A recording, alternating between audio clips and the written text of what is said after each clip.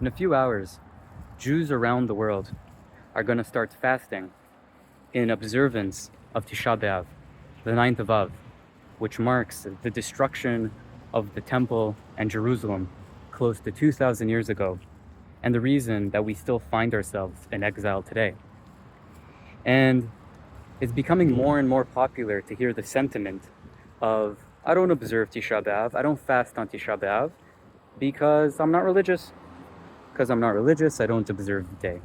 And we hear this even in Israel today, shockingly. And in my opinion, this reflects a deep misunderstanding of the nature of the day, of the purpose of the day of Tisha B'Av. Tisha B'Av has nothing to do with one's religious identity. Yes, there's religious expression to the day. We chose to fast. We chose certain practices to mark the day. But it has nothing to do with one's religious identity more than it has to do with one's national identity. Tisha B'Av marks the loss of our national sovereignty, marks the loss of our national identity. It is why we've been homeless for the past 2,000 years, and how we've been exposed and vulnerable to the fires of the world, which we've all seen in full display this year. So this year,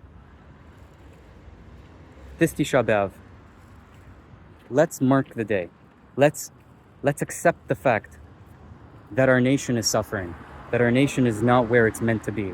And this has nothing to do with your religious identity. This has nothing to do with if you put on tefillin or observe Shabbat or any of these things. But by gist of being Jewish, by gist of being part of this nation, we need you. We need you to acknowledge the day, to recognize where we're at, to recognize that we're at a loss, so that then we can together work at finding solutions. It is only if we acknowledge together that we have a problem that we can start collaborating and working together on redemption, on celebrating together. So, this Tisha B'Av, let's acknowledge where we're at, let's work together, and let's next year be celebrating instead of fasting.